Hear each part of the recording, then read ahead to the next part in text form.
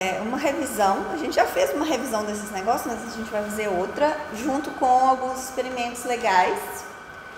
E aí a gente vai falar do espectro do corpo negro de novo, espectro do corpo negro, efeito fotoelétrico, efeito Compton e espectro de linhas. E aí eu vou aproveitar essa revisão e fazer exercícios, tá? Eu não preparei os exercícios, então vocês vão fazer junto comigo, mas acho que vai dar tudo certo. Os experimentos são a parte mais legal da aula. Então, a gente tem aqui 4 experimentos. 2 deles são sobre essa coisa de radiação, são mais qualitativos. Esse aqui é bem legal, mas ele é bem difícil de fazer funcionar, então não sei se eu vou conseguir, tá? Mas ele é bem legal, que é o efeito fotoelétrico. A gente vai ver o efeito fotoelétrico acontecer aqui. E esse aqui também é super legal, é do espectro de linhas. Aqui a gente tem uma lâmpada de gás, eu acho. E esse aqui é um espectrômetro caseiro, que o Cláudio, que é quem é o responsável pelo laboratório de demonstrações, ele fez esse espectrômetro aqui, com coisas que você compra. E aí você consegue ver o espectro de qualquer luz emitida. É legal, depois a gente faz. Então eu vou começar fazendo uma revisão bem rapidinha, que a gente já fez a revisão da revisão. A gente já viu isso, só para a gente lembrar o que a gente vai usar para fazer os exercícios. E aí a gente faz o exercício correspondente, eu faço o experimento e aí a gente muda de assunto, tá? Para começar, esse experimento aqui demora um pouquinho, então eu vou começar explicando o experimento e a gente vai medindo a temperatura desse negocinho aqui ao longo da minha explicação, tá? Então, o que a gente tem aqui? A gente tem uma caixa com um furinho. E o que vai acontecer aqui? Eu estou jogando essa luz dessa lâmpada, é uma lâmpada incandescente, aquela que tem um filamentozinho.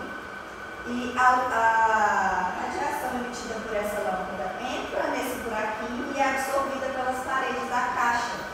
Isso faz com que essa caixa esquente, ela vai emitir radiação lá dentro, essa coisa toda vai entrar em equilíbrio. E ela vai emitir essa radiação que está em equilíbrio lá dentro da caixa por esse buraquinho de volta. Então, o que está saindo daqui da caixa é uma radiação que vai ter um determinado padrão, que é o que esse bichinho aqui analisa. Ele mede a intensidade do pico de radiação que é emitido ali. Então, isso aqui não serve para medir a temperatura de fato da caixa, porque ele não está calibrado para medir a temperatura de caixa, ele está calibrado para medir a temperatura de gente, tá? Mas dá para a gente ver qualitativamente a temperatura aumentando. Então, isso aqui é tipo uma aproximação do que seria o corpo negro. Tá? Então, a gente coloca aqui, mede 35,7, não significa que está 35,7 essa coisa, tá? Está calibrado. Mas a ideia é ver aumentando, tá? Então, com sorte, se tudo der certo, tem que ir aumentando ao longo do tempo. Se estiver funcionando bem, mas esse não tem muito erro.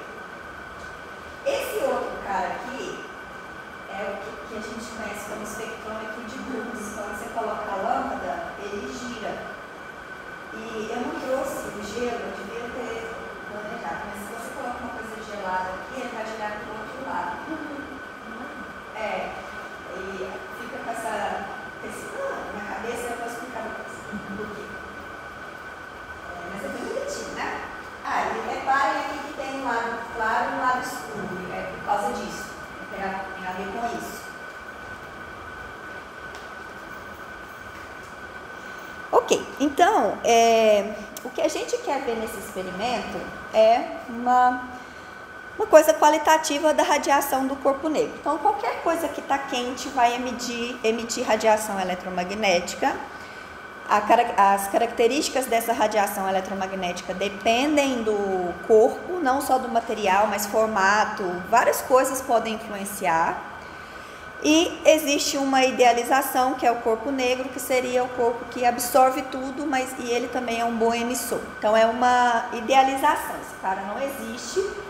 Existem coisas que se aproximam, mas isso é uma idealização, tá? Não existe na realidade.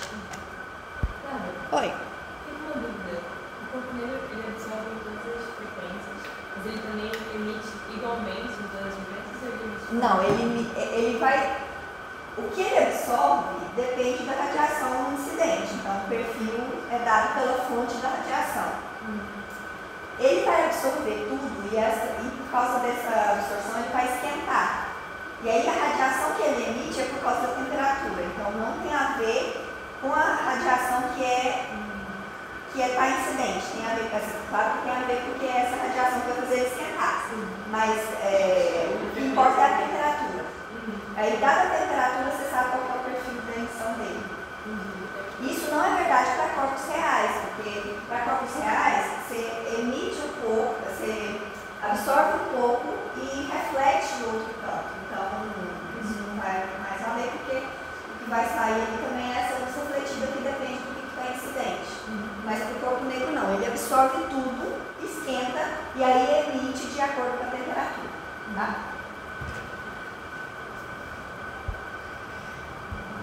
Ok.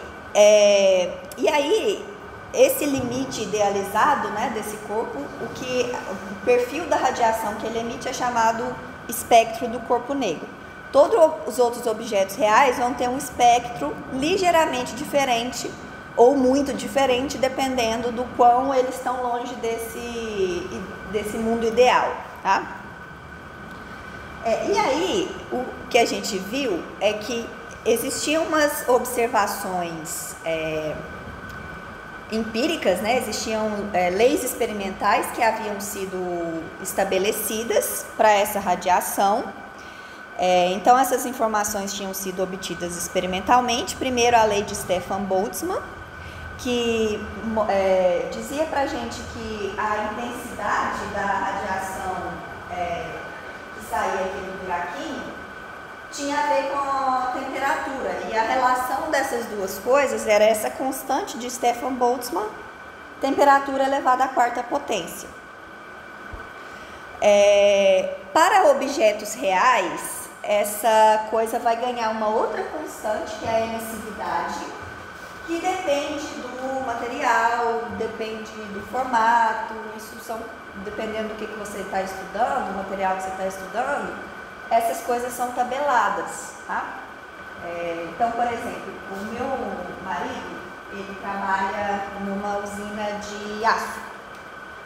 Tem todas as fases da produção do aço. A parte que ele trabalha especificamente chama laminação, que ele pega uma barra de aço no formato normalmente retangular, e aí essa barra ela passa por um forno super quente, e aí ela entra a temperatura ambiente e sai tipo derretendo, assim, mole. Aí quando ela sai desse forno, ela passa por um negócio que é tipo um rolo de macarrão para dar o formato do produto final que é vendido pela empresa. E aí eles precisam trabalhar muito com essa coisa, a temperatura do forno, a temperatura da peça que está saindo, porque se ela não sai na temperatura adequada, se o forno não está na temperatura adequada, ele não vai sair o produto com a qualidade desejada. Então, assim, a temperatura influencia em muitas coisas do processo. E aí eles precisam medir isso aqui o tempo todo. Então, um problema recorrente que eles têm é medir a temperatura desses objetos lá.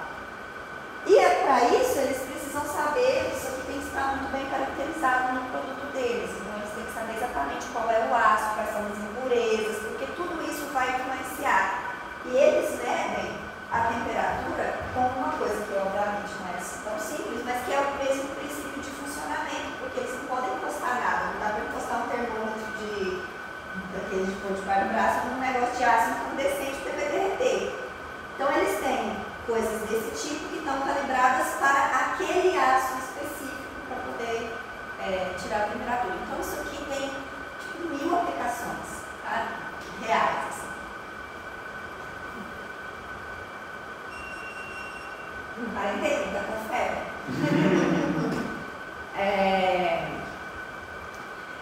Então, para objetos reais, a gente ganha esse outro parâmetro. Oi? A emissividade, ela tem relação com o campo de radiação refletiva Exatamente, por isso que é menor. Porque ele não vai absorver tudo. Então a quantidade de coisa que ele vai emitir também é menor. Mas só depende disso, então. Isso tem relação com o albedo? Como que é? Com albedo. Não entendi. Albedo é aquele negócio tipo, sei lá, se você usa preto ou se numa cidade tem muito asfalto, isso vai absorver e emitir mais radiação do que se for Tem verde. relação? Tem. Por isso que quando você está lá naquele calorão do deserto, você usa roupa branca. E é por isso que esse negocinho gira. Mas daqui a pouco.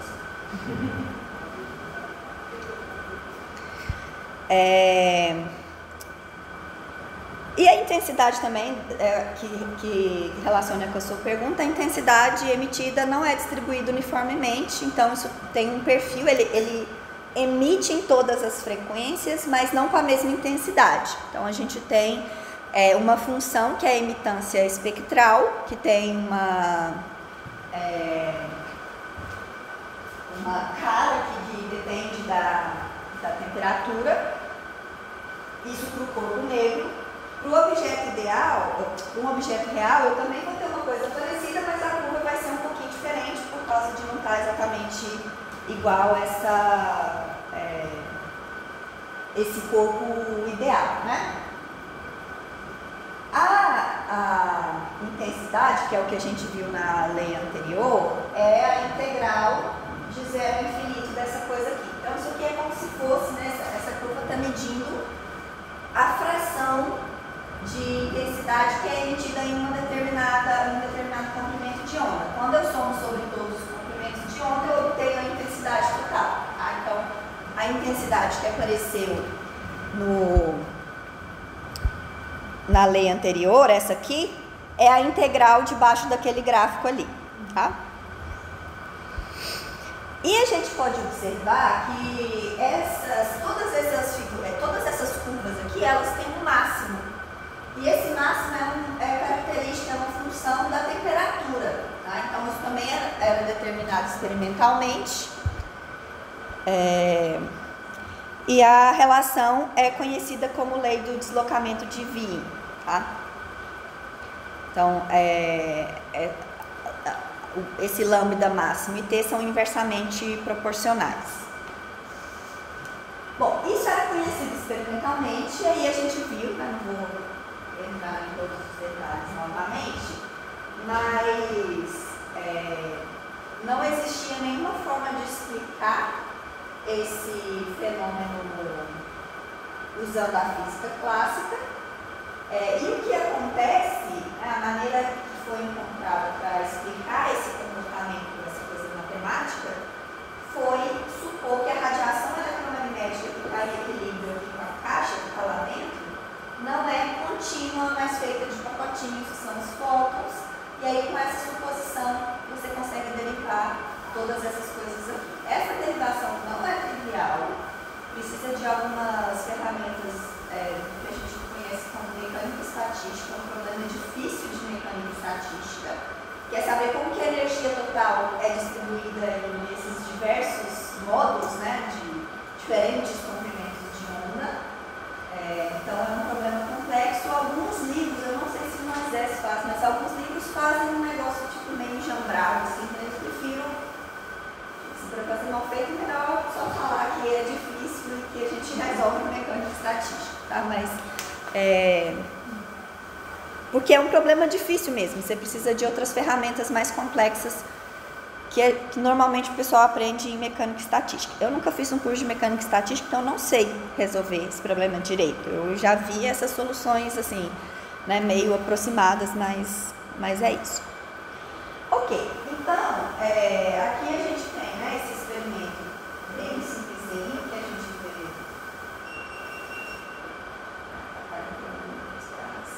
Mas a gente já viu que aumentou, né, começou com 35, já foi para 40, 41, por causa dessa radiação emitida, que se você colocasse uma luz aqui super potente, você conseguiria sentir que está saindo um calorzinho aqui de dentro da caixa. Você tira ela e você sente, né, por causa disso.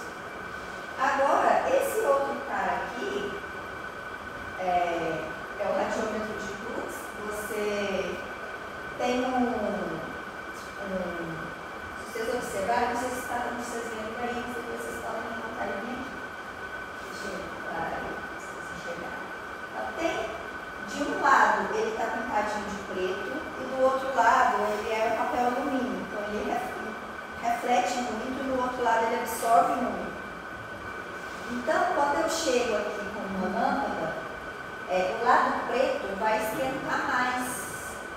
Isso diminui a pressão do lado preto e aumenta a pressão do lado que reflete mais. Isso gera uma força que faz esse negocinho girar.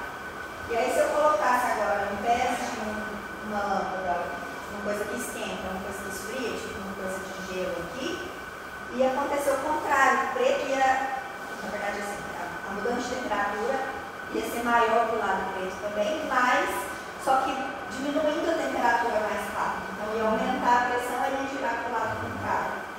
Então, ele mostra essa questão da emissividade. A diferença dos lados é a emissividade. Se eles estivessem pintados iguais, fosse preto dos dois lados ou refletido dos dois lados, ele não ia girar, ele ia permanecer quietinho ali. Bem legal, né? Qualitativo, mas bem legal. Ok. Então, perguntas?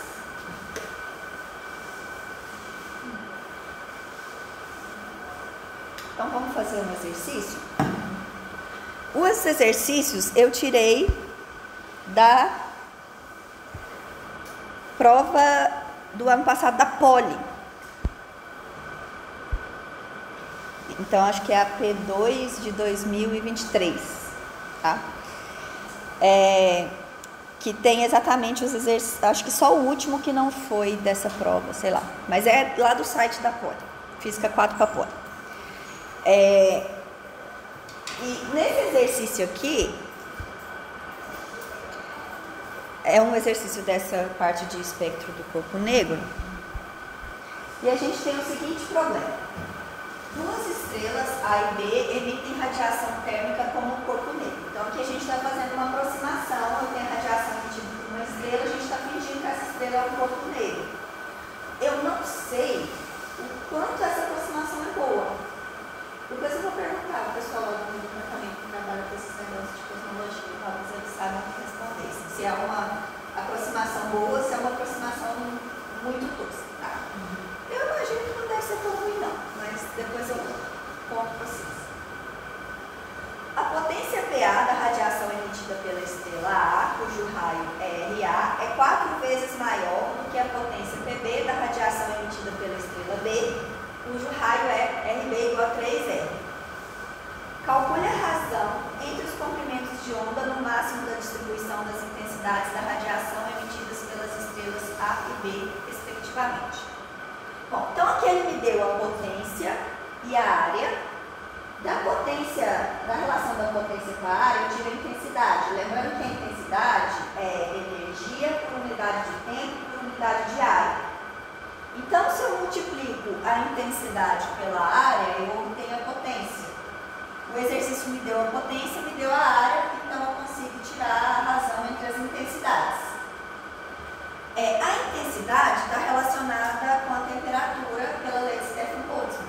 Então, sabendo a intensidade, eu consigo tirar a temperatura. E, por fim, o comprimento de onda máximo está relacionado com a temperatura pela lei de deslocamento de Wien. Então, eu consigo, a partir da temperatura, tirar um plano. Tá clara a linha de raciocínio? Então, agora é só meio que pôr a mão na massa.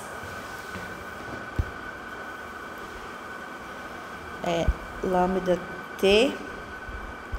Eu vou colocar que isso aqui é 3. Não é 3 não, mas, sei lá, vou colocar uma constante alfa. Vai cancelar o alfa depois, não importa, tá? Mas é importante saber que existe essa relação. Ok, então a potência PA é 4 vezes maior do que a potência PB. Então, sabemos que PA é igual a 4 PB. A próxima coisa que eu preciso é relacionar as áreas. As áreas também vão ter uma relação, porque as duas estrelas têm raios dados por esse R. Uma R e outra 3R. Né? Então, lembrando que a área da superfície de uma esfera é dado por essa expressão, aqui de novo tem uma aproximação, porque as estrelas em geral não são perfeitamente esféricas. Mas, de novo, a gente está supondo que mais uma aproximação. Também não faço ideia o quanto essa aproximação aí atrapalha o problema, mas eu imagino que não tanto. Então, a área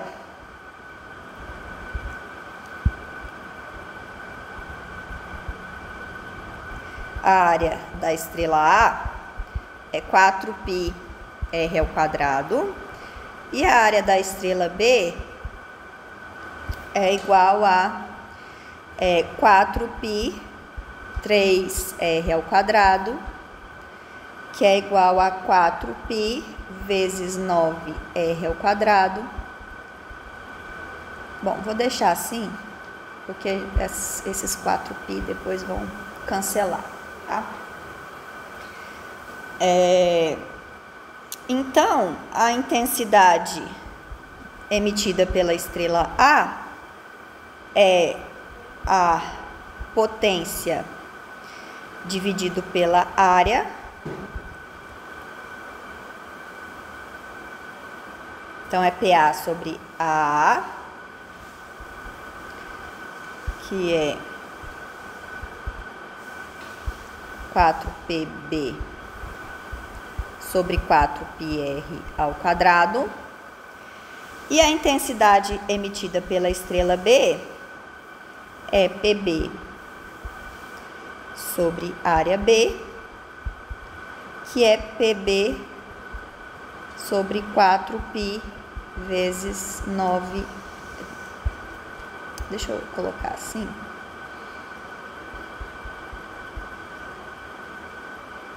Nove vezes 4 é quanto mesmo, gente? 36, né?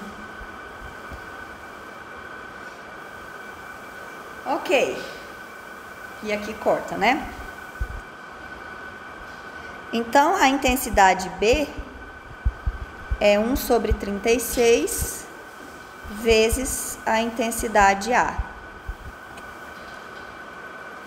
Porque deixa eu ir mais devagar, né? Então, a intensidade A é PB sobre πr2. A intensidade B é 1 sobre 36 PB πr ao quadrado. E essa coisa que apareceu aqui é justamente a intensidade emitida pela estrela A. Então, isso aqui é intensidade emitida pela estrela A sobre 36.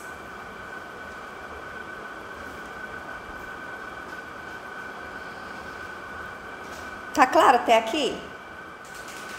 Então, ainda não usei nada de corpo negro, né? Só a relação de potência, intensidade e área.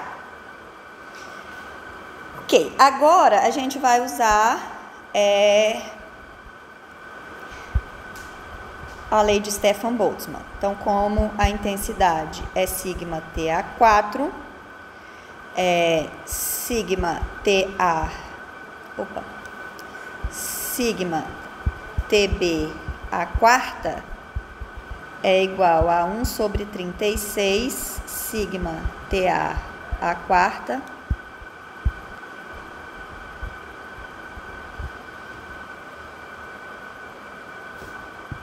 então sigma cancela, então eu sei que TB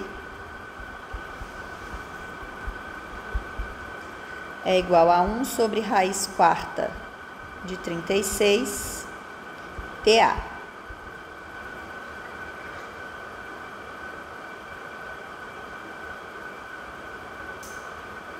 Então, a relação entre as intensidades que foi dada pelo problema me leva, por causa da lei de Stefan Boltzmann, a uma relação entre as temperaturas. Tá claro até aqui? agora a gente usa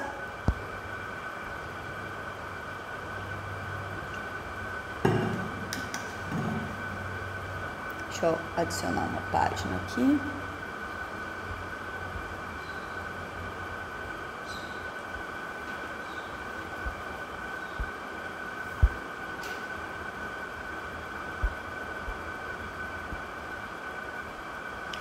Então, agora, pela lei de deslocamento de Wien,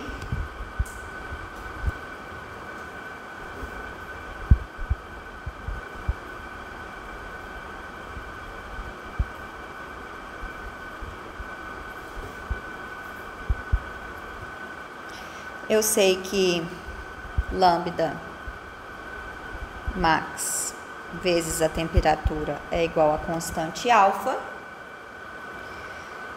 Então, a temperatura é alfa sobre lambda máximo. E, portanto, eu sei que alfa sobre lambda max da estrela B, que é a temperatura TB, é igual a 1 sobre raiz quarta de 36 vezes alfa sobre lambda max da estrela A.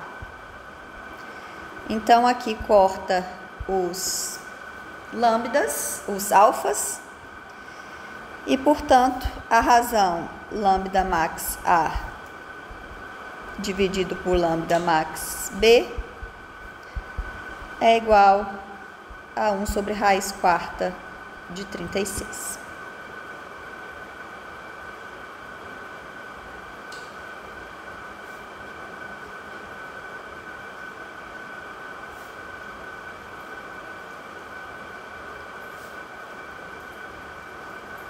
Que era o que o problema queria. Não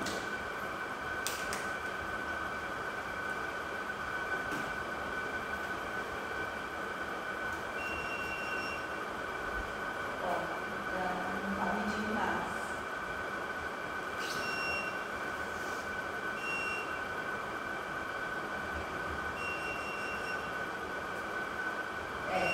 Já deu fundo de escala, eu mexi. Mas tá bom.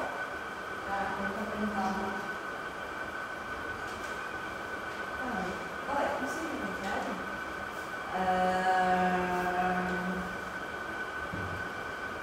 Não, o lambda max A passa para cá.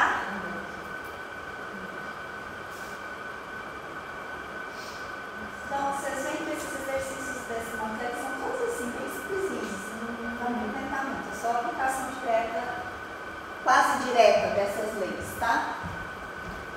Isso não vai ser verdade na próxima parte da matéria. Na próxima parte da matéria vai ter um pouco de sofrimento, tá?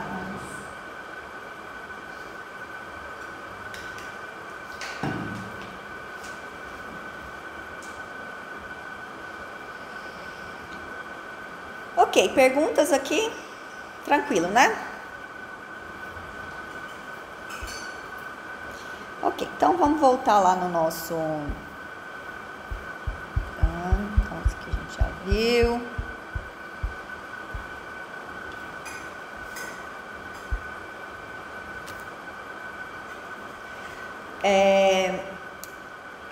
O próximo fenômeno que a gente vai ver é o efeito fotoelétrico. Então, o efeito fotoelétrico, ele consiste da emissão de elétrons que ocorre quando certas ondas eletromagnéticas incidem sobre uma superfície metálica. Então, quando a gente tem um metal, vocês já devem ter visto isso em algum curso de química, né? Os elétrons, eles estão muito fracamente ligados aos átomos, então é mais fácil arrancar elétrons de um metal do que de outros materiais. Então, quando eu tenho uma luz eletromagnética com energia suficiente incidindo numa placa metálica, eu vou observar a emissão de elétrons por aquele material. Então, o que acontece? A gente vai ver isso aqui nesse experimento, tá? Se eu simplesmente jogar a luz aqui, eu não vou ver nada. Por quê? O elétron é arrancado, só que quando o elétron é arrancado, ele vai ficar ali naquela vizinhança, tem uma carga positiva, ele vai ser atraído de volta. Então eu tenho que dar uma forcinha para aquele elétron que está arrancado sair de perto ali daquela força atrativa, para eu conseguir medir essa corrente, esses elétrons que estão saindo dali. Então, em geral, esses experimentos, né, mais sofisticados de efeito fotoelétrico, eles vão fazer com que uma dessas placas metálicas seja como se fosse um capacitor, uma placa de um capacitor. Então, eu produzo uma diferença de potencial entre essas duas placas, vou incidir luz em uma dessas placas, mas por causa dessa diferença de potencial, quando o elétron é arrancado, ele é atraído para outra placa. Então, eu consigo medir quantos elétrons foram arrancados, medindo a corrente que vai passar aqui, e consigo também, variando a diferença de potencial que eu criei entre essas placas, medir a energia dos elétrons, a energia cinética dos elétrons. E aí, de novo, a gente tinha um fenômeno que era bem estudado experimentalmente, mas para o qual não tinha explicação teórica, porque a física clássica não consegue descrever esse fenômeno. Então, a gente tem aqui uma característica essencial nesse fenômeno, o que a gente chama de função trabalho, que é uma característica do material, que é a energia que eu preciso para arrancar o elétron ali da vizinhança das cargas positivas. Então, aqui no nosso experimento, a gente tem uma plaquinha de alumínio, a função trabalho é 4,1 eletronvolts. Tá? Então, essa é uma característica do alumínio. Se eu mudar o material, antigamente eles tinham uma outra plaquinha de outro material, que tinha outra função trabalho, mas eu peguei a versão simplificada. Se eu trocar de material, eu troco a função trabalho. E as observações experimentais, de novo, mostraram vários resultados inesperados que não podiam ser explicados pela física clássica. E o que era esperado? A gente esperava que isso que eu já expliquei. Tá, não. Então isso aqui é o que é o observado, né? Peraí. Tá, deixa eu voltar aqui que eu fiz uma confusão. Beleza, então a gente tem aqui essa corrente, né? Então, se eu aplicar uma diferença de potencial, posso parar essa corrente, dependendo do que eu faço ali. Porque esse elétron, quando é emitido, tem uma energia cinética, que é a diferença entre a energia da luz que ele recebeu e o que ele gastou, né, o que ele pagou de pedágio para sair de perto das cargas positivas. E aí o que a gente faz é estudar como que a corrente vai variar com a voltagem. Então a gente tem um potencial de corte, que é o tanto de diferença de potencial que eu posso criar para frear os elétrons e fazer com que a corrente pare. E classicamente a gente esperava que o V0 dependesse da intensidade da luz, mas a gente observa que não. Você pode colocar uma luzica bem fraquinha ou um holofote gigante, que o que vai dizer se o fenômeno ocorre ou não é a frequência da luz, o comprimento de onda, frequência. Então a gente só consegue ver o fenômeno para certas frequências, independente da intensidade. E a gente esperava que os elétrons levassem um longo tempo. Então ele está recebendo luz, ele está pegando uma prainha ali, pegando um bronze e vai acumulando energia até ele ter energia suficiente para sair da carga positiva. Isso não acontece. O que a gente vê é um fenômeno quase instantâneo, né? Então o que é observado? Que o V0 depende da frequência da luz, não da intensidade. A intensidade da luz vai afetar a quantidade de elétrons emitidos, e não a energia e nem se o fenômeno ocorre ou não. E existe essa frequência de corte, F0, a partir da qual o efeito ocorre, Se a frequência for menor do que F0, a corrente, você não observa nenhuma corrente ali. E os elétrons são emitidos instantaneamente após a incidência da radiação, desde que ela tenha a frequência maior. E, de novo, não existia explicação clássica para isso, e há uma explicação possível através da quantização da energia eletromagnética, e aí você supõe que existe uma interação de um elétron com um fóton. Então, o fóton é absorvido pelo elétron, o elétron ganha aquela energia e ganha energia suficiente para sair da região das cargas positivas, e o que sobrar é transformado em energia cinética. E aí, a energia de cada fóton é H vezes F, e com essa hipótese a gente consegue explicar satisfatoriamente o efeito fotoelétrico. Então, um fóton que atinge a superfície pode ser absorvido pelo elétron, ou ele é absorvido ou ele não é absorvido, não dá para absorver meio fóton, então é um fenômeno de 1 para 1, um elétron com um fóton, e se o fóton for absorvido, a gente vai ver um elétron sendo emitido com energia cinética, que é a energia total do elétron, do fóton, menos a função trabalho. Tá? Então, a energia cinética máxima dos elétrons é a energia do fóton que ele absorveu, menos a função trabalho. E o potencial de corte é o potencial que eu tenho que aplicar para frear todos esses elétrons. Então, eu preciso que a energia potencial se iguale à energia cinética para frear os elétrons completamente. Então, eu tenho essa relação entre o potencial de corte e as outras grandezas envolvidas aí nesse experimento. Ok, então vamos tentar fazer esse experimento funcionar.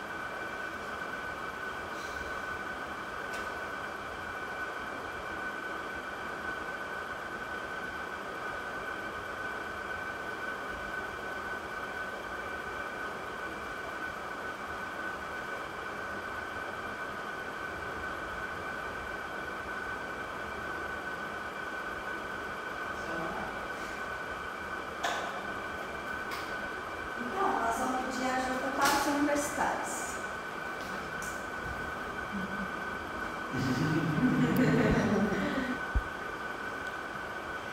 Ok.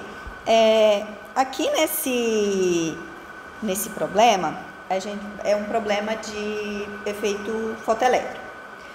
Então, eu tenho um determinado material metálico e eu sei a função trabalho dele. Ao ser iluminado por luz de comprimento de onda lambda, o material emite elétrons não relativísticos de massa m0 com máxima energia cinética. Aí o exercício pede para a gente calcular o seguinte. Primeiro, calcule o comprimento de onda de de Broglie desses elétrons. Então, está misturando duas coisas. Ondas de de Broglie com o efeito fotoelétrico. Então, vamos focar no efeito fotoelétrico primeiro e depois a gente olha para a parte de ondas de de Broglie. Tá? Então, eu anotei aqui as fórmulas que a gente vai precisar. Essa aqui é a fórmula para energia cinética máxima. Então, o exercício já falou que os elétrons são emitidos com energia cinética máxima. Então, a energia cinética dos elétrons é essa aqui. Isso aqui é a relação entre frequência e comprimento de onda, que eu esqueço, então eu já deixei anotado. E aqui é a parte de ondas de de Broglie, né? Lá no postulado de de Broglie, que relacionava o comprimento de onda da onda associada à partícula com o momento da partícula. Então, o que a gente vai fazer na letra A? A gente quer o comprimento de onda de de Broglie, então eu preciso saber o momento. Para saber o momento, eu vou usar a energia cinética máxima, que eu sei, porque eu sei o lambda e sei o φ. Então, eu consigo dizer quem que é a energia cinética e da energia cinética eu tiro o momento, tá? Então, é bem simplesinho, só preciso conectar essas ideias.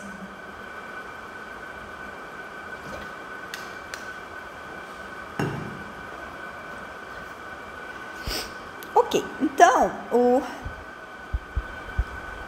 Kmax é HF menos φ, que é HC sobre lambda menos φ. Tá? Então, isso aqui é a energia cinética, todas essas grandezas aqui. Bom, duas constantes fundamentais, o comprimento de onda que foi dado e a função trabalho do material que foi dado. Então, agora eu preciso relacionar a energia cinética com o momento. Então, lembrando que o momento, né, não relativístico, então é m, massa do elétron, vezes a velocidade. E a energia cinética é m v ao quadrado sobre 2. Então, eu vou isolar o v na equação de cima, então o V é P sobre M, e vou substituir aqui embaixo para relacionar o momento com a energia cinética. Então, vai dar ME P sobre ME ao quadrado sobre 2, que é ME P ao quadrado sobre 2ME ao quadrado, que é igual a P ao quadrado sobre 2ME. Então, essa é a relação entre energia cinética e momento. Então, aqui, substituindo lá em cima, né? Então, a gente vem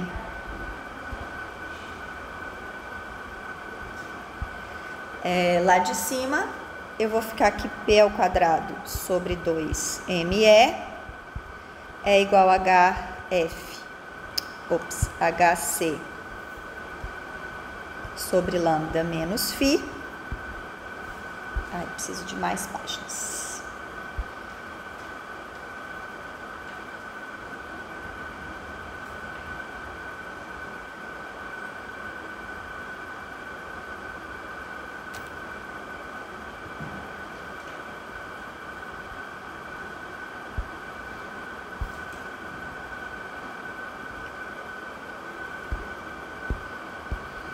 Então, o P é raiz de 2ME sobre HC sobre lambda menos φ. Então, eu tenho o momento como função dessas coisas todas aí. Então, primeira parte, o momento do elétron como função dos parâmetros do experimento lá do efeito fotoelétrico. E aí, por fim, é só substituir na equação do comprimento de onda de de Broglie, que é H sobre P, que é H sobre essa raiz.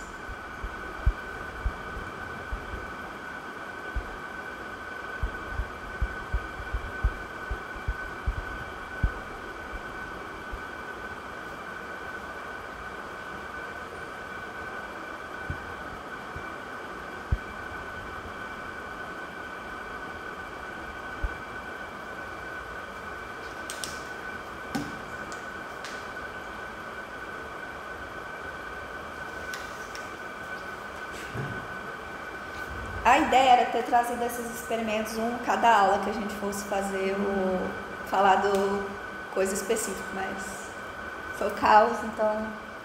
Mas pelo menos deu para trazer. Perguntas? Oi. Eu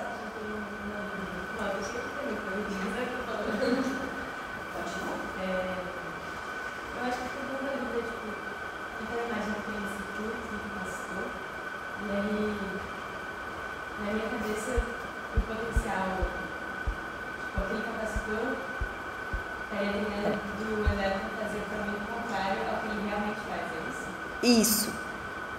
Então, tipo, o potencial criado para aquele... Tá. Eu falei uma coisa que estava errada. Você tem razão de estar, agora pensando, você tem razão de estar confusa. Ai.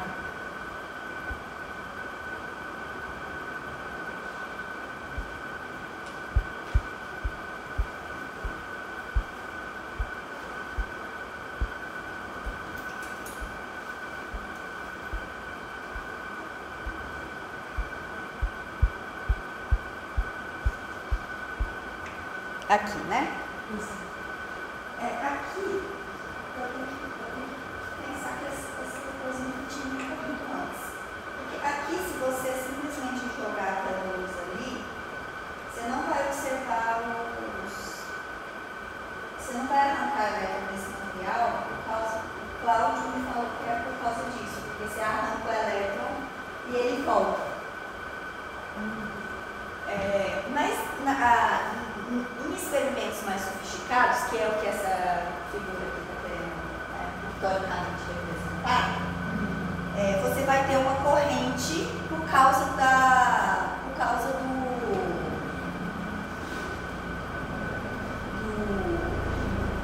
efeito fotoelétrico. Enquanto que ali você não tem isso. Eu acho que é por causa... Depois eu não tenho uma resposta certa para te dar sobre isso não. Mas eu acho que é por causa da característica da luz, por exemplo, polarização, porque o elétron ele vai sair com a velocidade na direção de polarização do fóton. Então, como ali pode ser que essa seja a resposta, tá? Como aqui eu estou jogando luz que não é polarizada, eu não vou ter uma corrente para uma dada direção específica. Enquanto que aqui, talvez por causa de já ter um experimento mais sofisticado de eu mando luz polarizada, os elétrons vão sair todos na mesma direção e aí eu consigo gerar essa corrente. Então a ideia aqui é que nesse experimento, se eu não tiver voltagem nenhuma aqui, eu vou observar uma corrente saindo daqui e chegando aqui. Isso não acontece naquele experimento mais simplesinho ali. E eu acho que é por causa da característica da luz incidente. Tá? Tá bom, então tem essa pequena coisa que eu não sei explicar muito bem, mas que eu acho que a explicação é essa. E aí, o que eu vou fazer é criar uma diferença de potencial entre essas duas placas que vai atrair o elétron para cá. Vai frear ele. Então, tem uma força elétrica atraindo o elétron para cá. E aí eu quero aumentar essa diferença de potencial até que a diferença de potencial seja exatamente igual à energia cinética, porque ele vai chegar aqui com energia zero. Então eu gastei a energia cinética dele toda para vencer essa barreira de potencial. E aí é o potencial de corte. Tá claro? Isso aqui é factível, tá? Agora, ali não. Agora, por que eu consigo fazer com que esses elétrons vão todos para o mesmo lugarzinho? Eu tenho duas coisas que passam pela minha cabeça. Primeiro, a característica da radiação eletromagnética que faz com que os elétrons tenham velocidade na mesma direção. Outra coisa que me passa pela cabeça é que se essa coisa aqui for muito intensa, você vai ter elétrons para todo lado, mas tem tantos elétrons que você consegue medir essa corrente, mas eu acho que é a primeira opção, tá? Eu vou ver se eu consigo responder essa pergunta com certeza depois.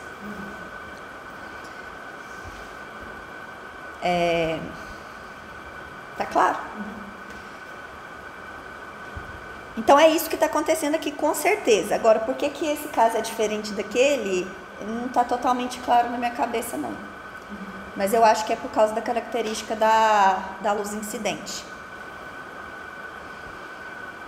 Mais perguntas?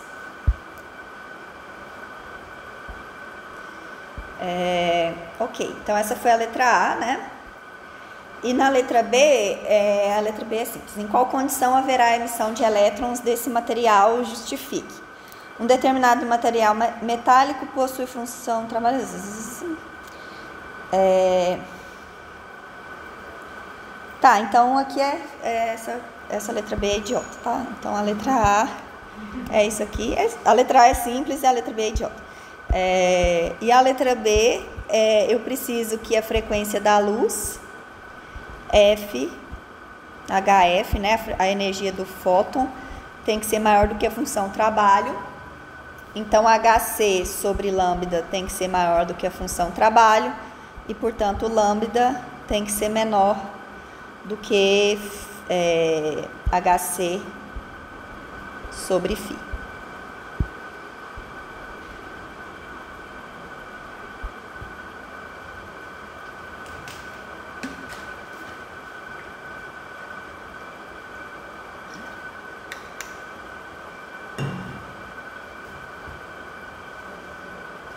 Que é só aplicar a condição de frequência de corte, né? A energia do fóton, que é HF, tem que ser maior do que a função trabalho, que é a energia que eu preciso para arrancar o elétron ali do material.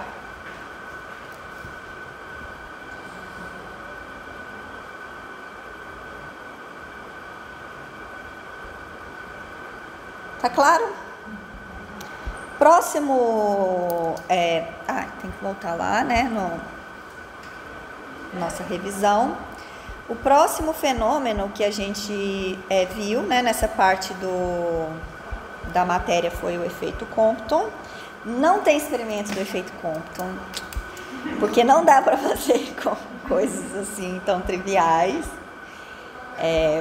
Primeiro porque por causa das frequências envolvidas, né, você precisa fazer com raio-x, então não é qualquer lugar que você consegue uma fonte de raio-x que você pode levar para a sala de aula, então não dá. Mas é um efeito que é até certo ponto parecido com o efeito fotoelétrico. A diferença, então assim, o que tem de parecido, né? É um fenômeno de interação 1 para 1, um elétron com um fóton.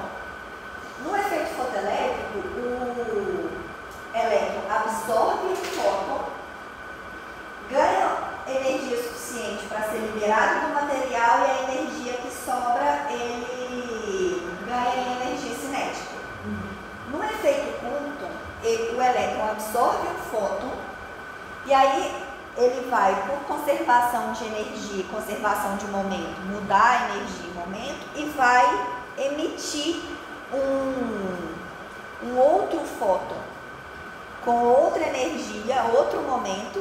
E quando você olha para a condição inicial, que era o fóton incidente com o elétron, e depois a condição final, fóton emitido e elétron, você pode usar conservação de energia e momento para saber qual que é a configuração final, dependendo do ângulo com que aquele fóton foi espalhado, tá?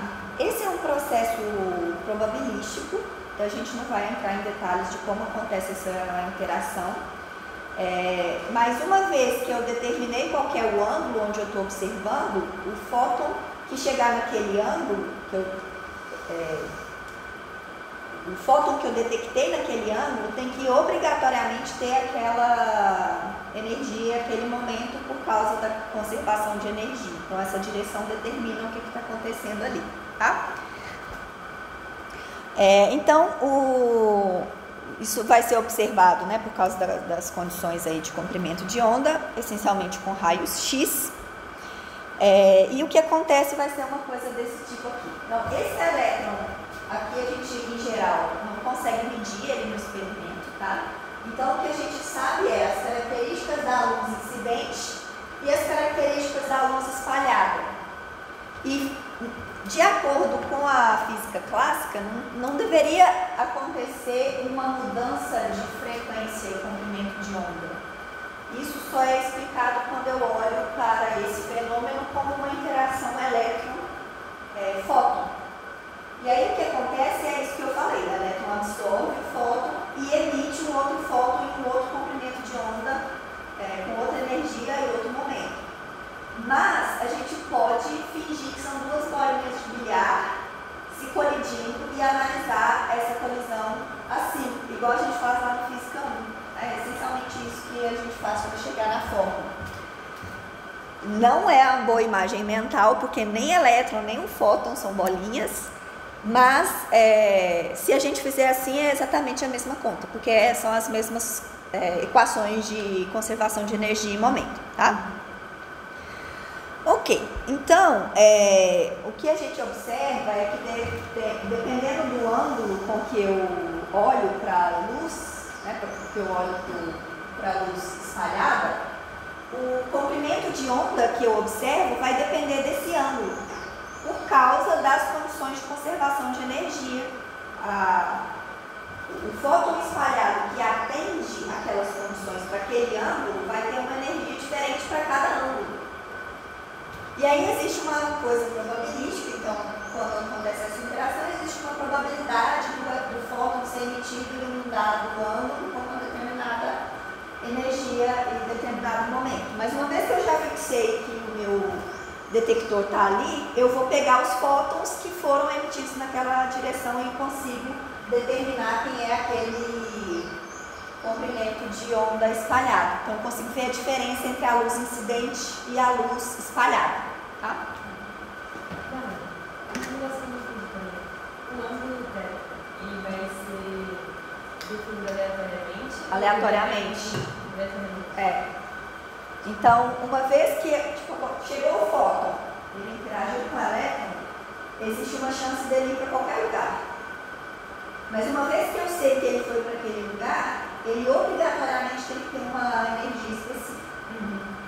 Então, se eu jogar um canhão de raio-x, vai ter luz espalhada para todos os ângulos. Porque sempre vai ter uma chance dele ir para um ângulo, então se eu tenho muitos, eu vou ver em todas as direções. Tá? Não tem uma diferença? Eu acho que não. Eu não sei se é uma distribuição uniforme ou se tem um preferencial. Qual o ângulo que a intensidade é maior? Eu acho que tem. Tipo assim, o ângulo zero, que não tem nada espalhado, é o mais forte. É o que tem maior intensidade. Então eu acho que a intensidade muda com o ângulo. Então quer dizer que a probabilidade dele ir para certo ângulo é diferente. Não sei como que olha isso, tá? Não sei como é que faz essa conta não. Mas uma vez que eu sei que o fóton foi para aquele ângulo, que pode acontecer com uma determinada probabilidade, ele obrigatoriamente tem que ter um determinado comprimento de onda, que é o que está aparecendo ali naquela figurinha. E aí, fazendo aquela continha de colisão, né, entre o fóton e o elétron, usando conservação de energia e conservação de momento, a gente chega a essa relação aqui. Isso é a diferença entre o comprimento de onda espalhado e o comprimento de onda original. Aqui as constantes H e C, que a gente já está acostumado, e aqui é a massa do elétron. Tá? Então, se você analisar isso igual a gente analisa a colisão de partícula, que a gente fez no Física 1, fez também nessa parte de relatividade, a gente chega nessa expressão aqui.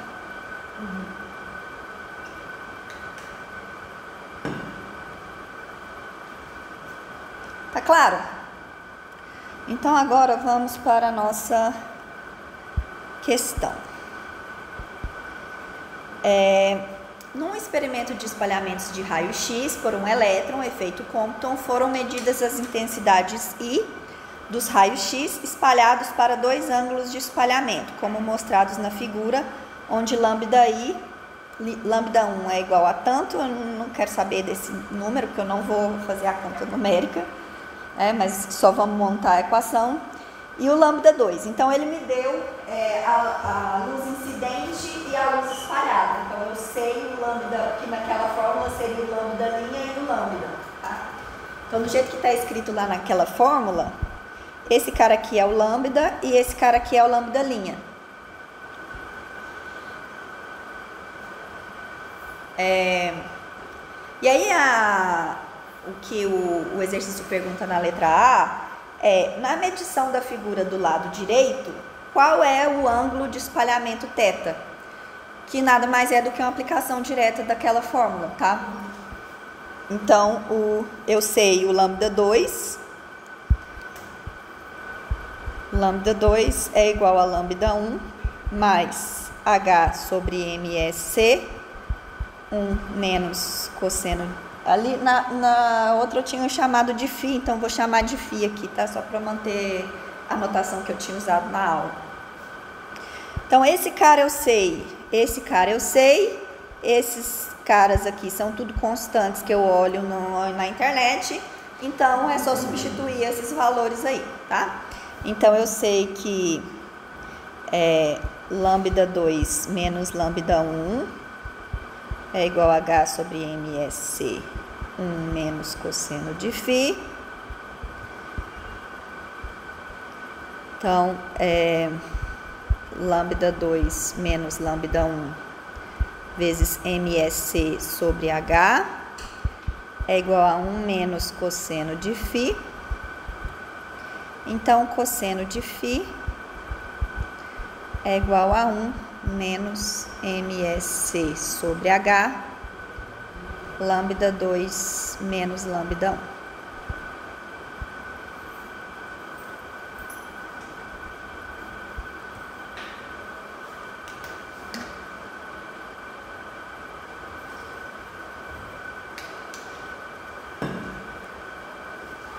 Aplicação bem diretona da fórmula, tá?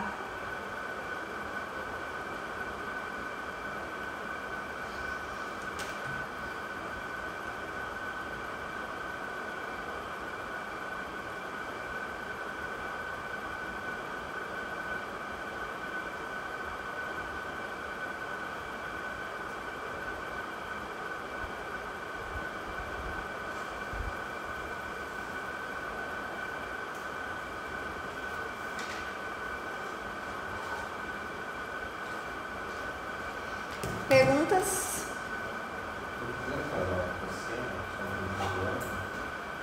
Tem que. É arco cosseno desse treco. Tá. Como eu não vou calcular, deixa assim. Mas aqui, se você colocar os valores, vai dar meio. Então é 60 graus.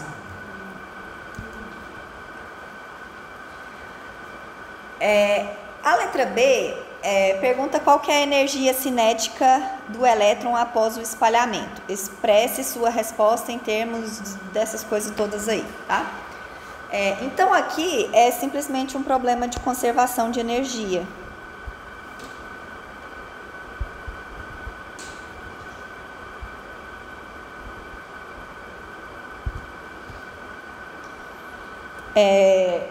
Aqui falou que o elétron estava paradão lá, eu acho que a gente já assume isso no efeito Compton, né?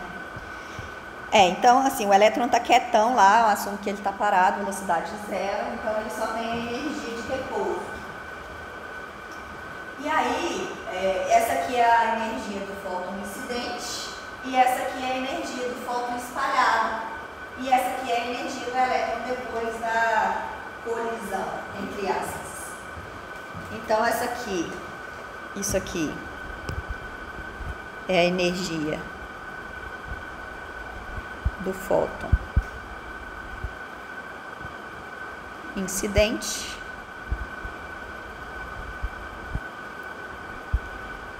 energia de repouso do elétron, energia, isso aqui é a energia do fóton espalhado, isso aqui é a energia final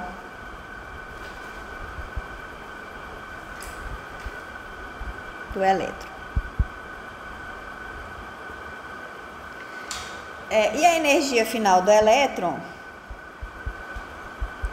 é a energia cinética dele mais a energia de repouso, né? Então, substituindo aqui, eu vou ficar com HC sobre lambda 1 mais M0C ao quadrado é igual a HC lambda 2 mais K do elétron mais M0C ao quadrado, que vou pôr ME, que é o que eu estou usando para a massa do elétron, a massa de repouso, né? Esse pedaço aqui não importa, porque ele vai cancelar. Então, a energia cinética do elétron é HC sobre lambda 2, HC sobre lambda 1, menos HC sobre lambda 2, que é o óbvio, né? A diferença de energia entre o fóton incidente e o fóton espalhado, porque eu estou supondo que a energia cinética inicial do elétron é zero. Então, a diferença de energia é o que ele ganhou de energia cinética, como deveria ser.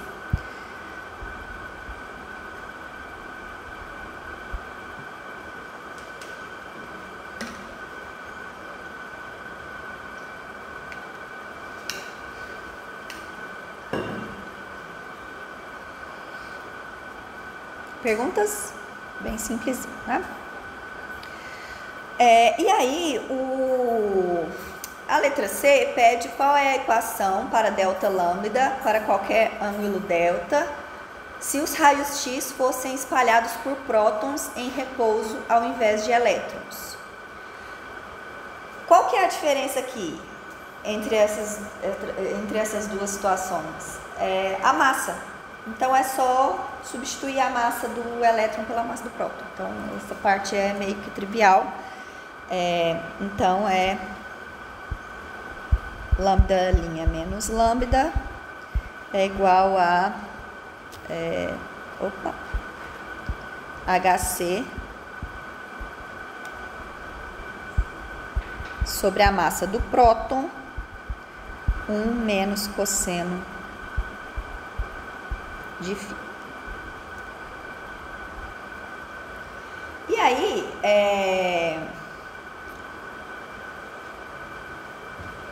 legal de observar aqui é que eu estou substituindo a massa do elétron pela massa do próton, que é muito maior. Então, a gente não vai ver uma diferença tão grande, né? A diferença vai ser menor. Eu não sei nem se é perceptível nesse tipo de experimento, com esse tipo de radiação, de raio-x, tá? Então, não vai mudar muita coisa no experimento, porque eu mudei completamente a massa do próton é muito maior. Mas o exercício não pede para a gente pensar nisso, né? Mas é uma observação interessante para ter em mente. Isso acontece então na prática, tipo espalhamento com próton? Então, não sei, eu nunca tinha ouvido falar disso antes desse experimento, antes desse exercício. Eu acho que não. Até porque é difícil você ter, de novo, mais uma coisa para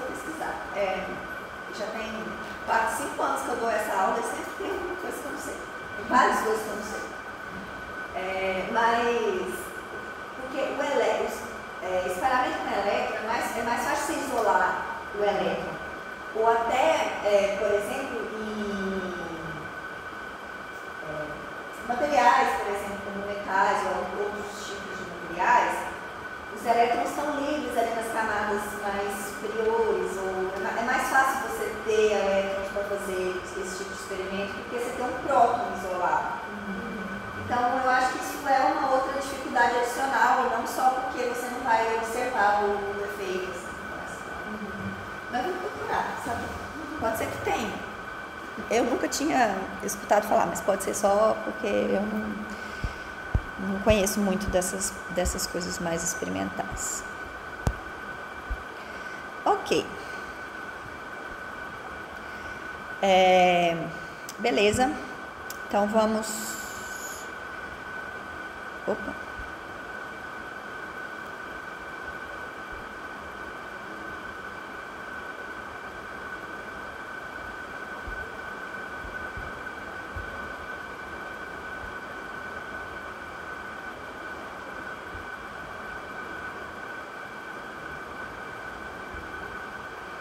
Voltar para o último, que é o espectro de linhas, o espectro atômico, que era outro fenômeno que era observado, que não tinha uma explicação clássica. Tá? Então, um espectrômetro é um dispositivo que pega uma luz que é uma combinação de vários comprimentos de onda e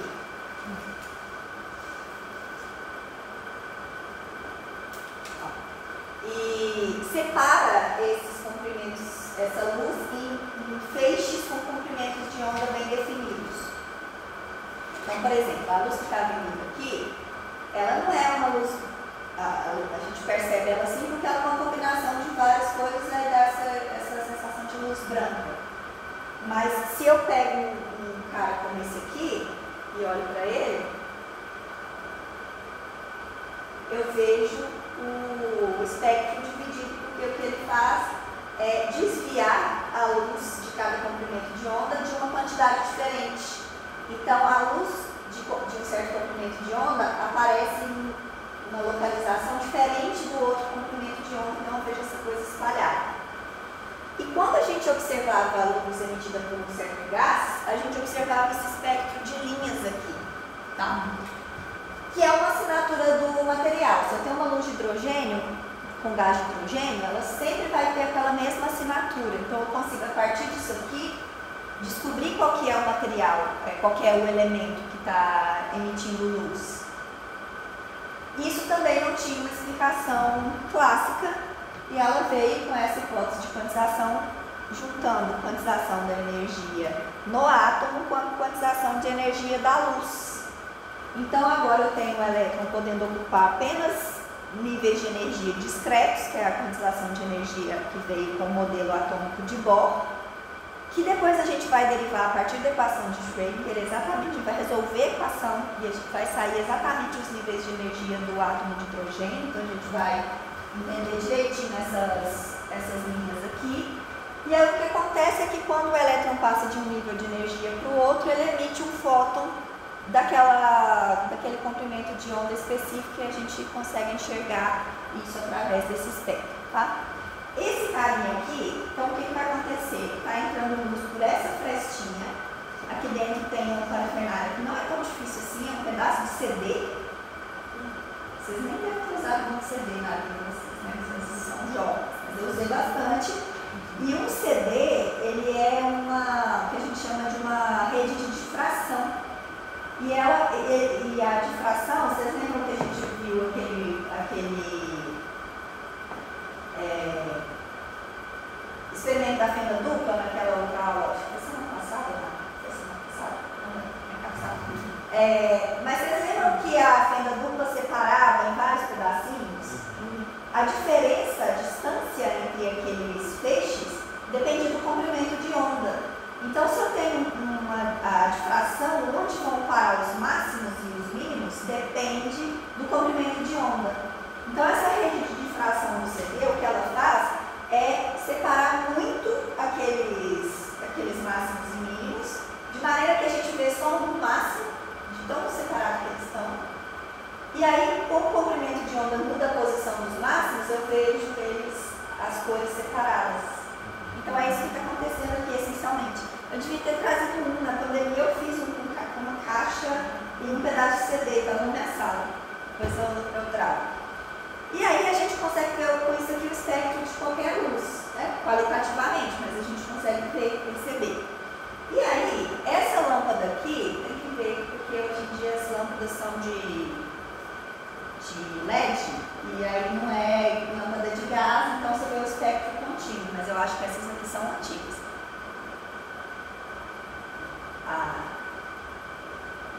Que coisa linda. Fica bem debaixo dela aqui, ó. E elas são diferentes. Eu acho. Eu vou ligar as outras.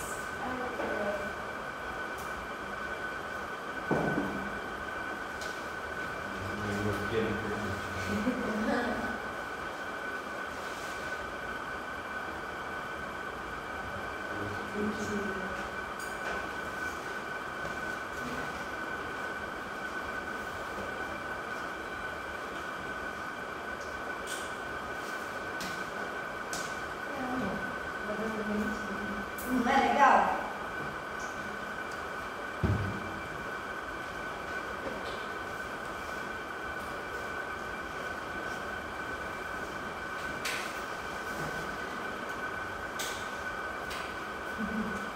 E aí a gente consegue ver dessas lâmpadas aqui, ó.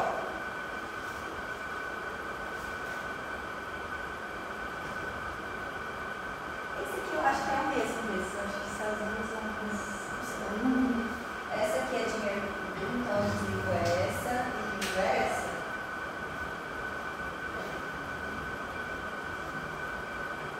Deixa eu ver se eu consigo assim.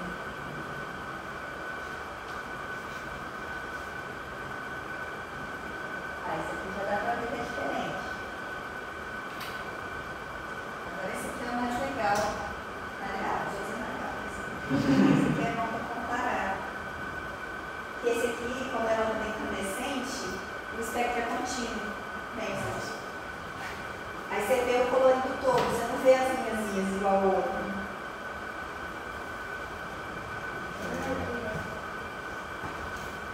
A luz do sol é contínua? É contínuo. É.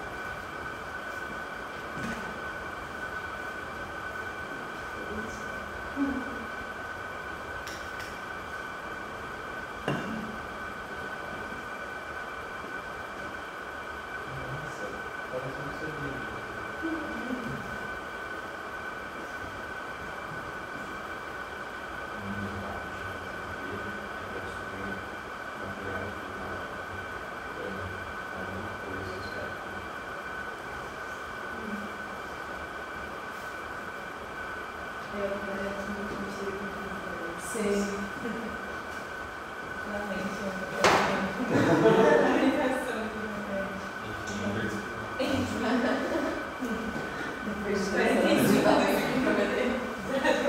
Lá na Poli já é lâmpada de LED, então as lâmpadas que estão na sala de aula, não dá para ver mais na lâmpada que está na sala de aula, tem que ser naquela. Naquela dá para ver direitinho. Ok, então, a última questão que eu quero fazer é sobre essa parte do modelo de Bohr, tá? Então a gente vai misturar essas coisas, tá?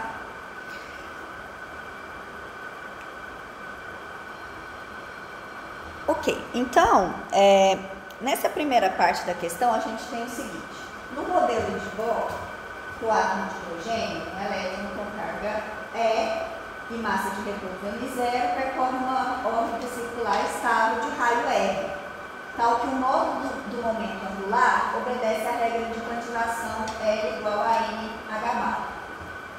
De novo, a gente vai desprezar os efeitos relativísticos.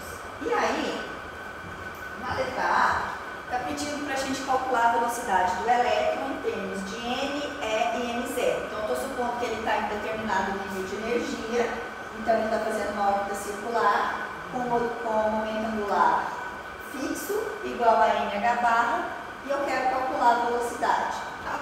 Então, o que a gente vai usar aqui para fazer isso é o fato de que a força centrípeta, né, então ele está na órbita circular, o próton está aqui no meio, o elétron está aqui, tem uma força atrativa, que é a força elétrica, e essa força elétrica ela vai funcionar como uma força centrípeta que mantém o elétron na órbita.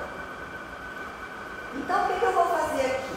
Vou usar a fórmula para a força centrípeta, a fórmula para a força elétrica, igualar essas duas coisas, tentar achar um momento angular em algum pedaço dessa fórmula para substituir esse momento angular por NH barra. E aí é só calcular a velocidade em termos disso. Eu não lembro essas fórmulas de cor, então eu vou roubar do gabarito da prova onde eu copiei. Então eu tenho essa coisa aqui.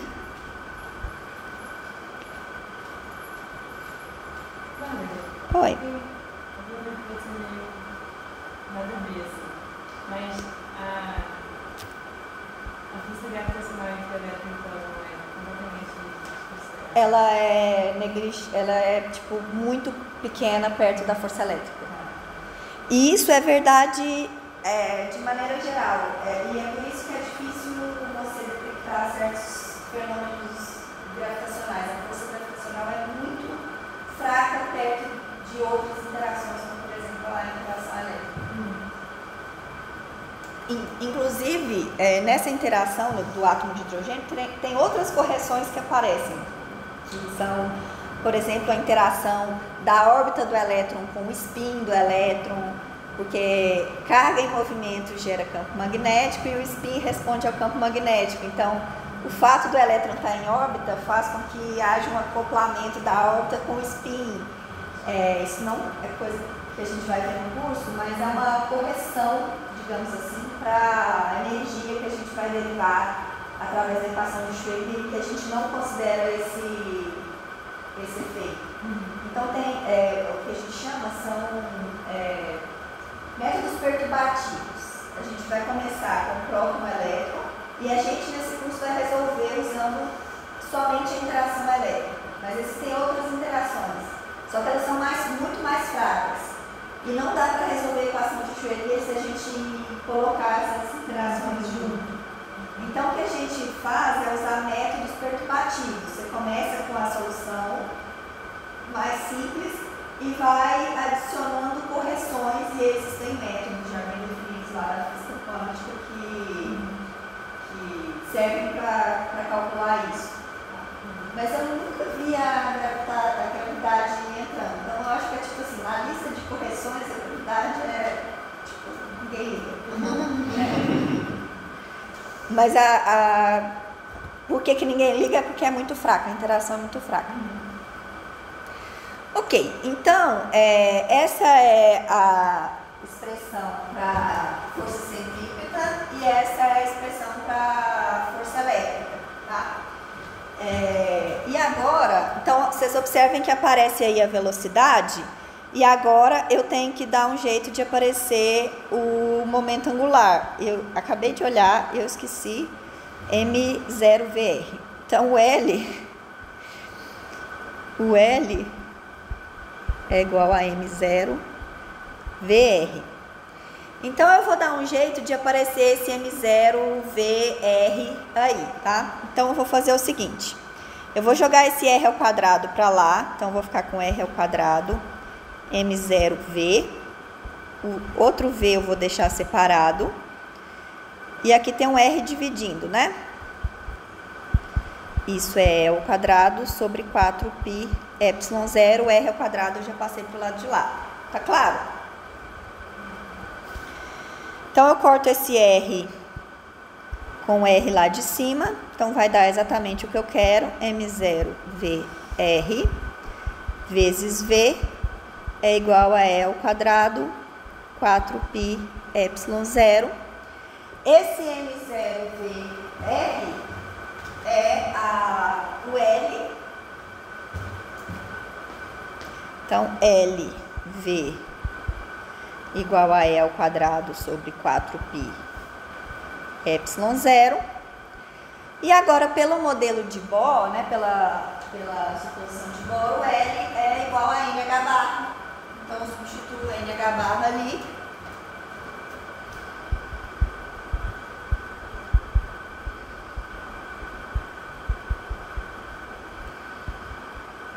Então, V é ao quadrado 4π ε0 NH barra. Então, essa seria a velocidade do elétron no nível de energia N no modelo de Bohr.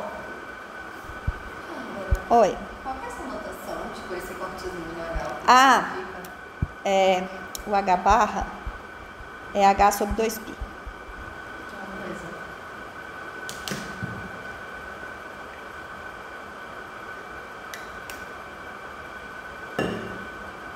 E todas essas coisas que vão aparecer aqui, elas são derivações que a gente chama de semiclássicas. Então, vocês estão vendo que a gente está usando física clássica o tempo todo, exceto que em algum momento a gente força uma quantização. Então, eu obriguei que o momento angular é quantizado, mas todo o resto da conta é clássico. Isso não funciona, em geral, tá?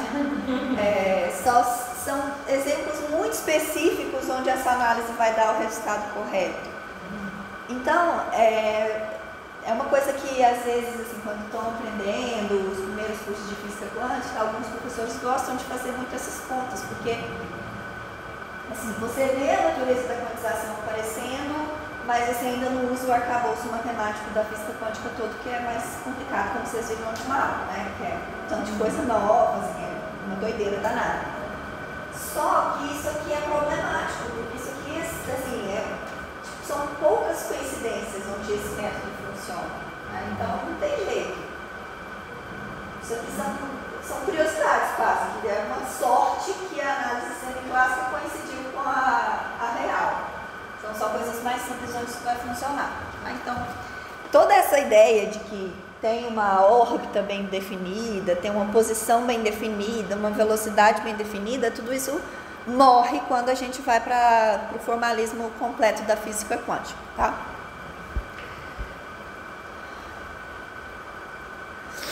E aí, o problema pede agora para calcular a frequência do fóton emitido quando o elétron faz uma transição do nível N igual a 3 para o nível N igual a 2. E aí agora eu tenho que calcular a energia, a diferença de energia nas duas órbitas, utilizando essa velocidade, que a energia do elétron vai ser a energia potencial. Deixa eu ver como que ele faz isso. Ele já usa a fórmula, né? Deixa eu pegar aqui.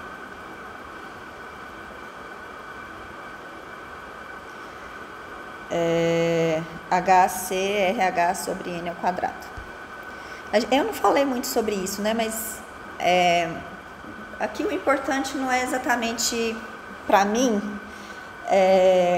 o valor exato de como que eu calculo essa energia, mas a relação entre essas duas coisas, né? Então, o que eu uso para resolver esse exercício? Eu uso que a energia do fóton é igual à energia do nível 3 menos a energia do nível 2 do elétron. Então, o que eu queria explorar no exercício era isso, porque a outra parte eu não falei muito, que é a parte do átomo, né? Do modelo de Bohr, que eu não explorei tanto. A gente vai calcular essas energias precisas resolvendo a equação de Schrödinger, que é o jeito certo de fazer isso, tá? Mas nesse modelo de Bohr é um exemplo onde essa análise semiclássica coincide. E aí a energia do nível N é menos HC, essa outra constante, que é o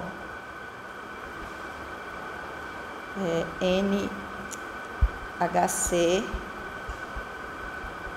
o raio de Hildebert, dividido por N ao quadrado.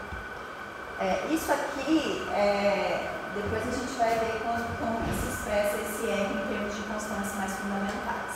Tá?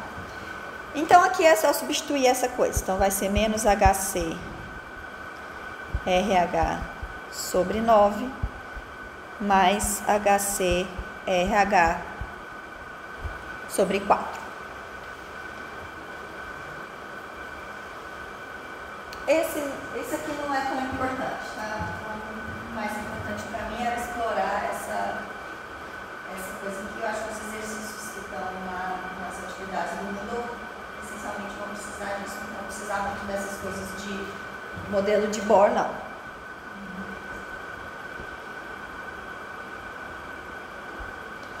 Ok, vou parar por aqui. Estou satisfeita. Duas coisas. Eu já recebi uma mensagem, o Henrique me mandou um e-mail falando que tem uma questão errada. Eu vi o e-mail e por enquanto eu ignorei ele solenemente, porque eu ainda não tive tempo de olhar, mas vou fazer isso no final de semana, tá? Então tem uma questão, aparentemente tem uma questão errada lá na P2, tá? Que já está aberta para vocês fazerem. E eu tinha esquecido completamente que eu tenho que corrigir a prova 1, né? Então eu vou fazer isso na semana que vem e aí eu já, dando tudo certo, eu trago a prova para vocês na quinta ou na sexta. Então, provavelmente na sexta. Então é isso. Vocês têm perguntas, dúvidas? Acho que até semana que vem. Até sexta que vem. Mas assim, sem estresse. Se precisar de um tempinho a mais, é só falar que... Eu acho bom ter um deadline, porque senão a gente vai empurrando com a barriga, né? E uma hora tem a P3, tem as provas das outras matérias.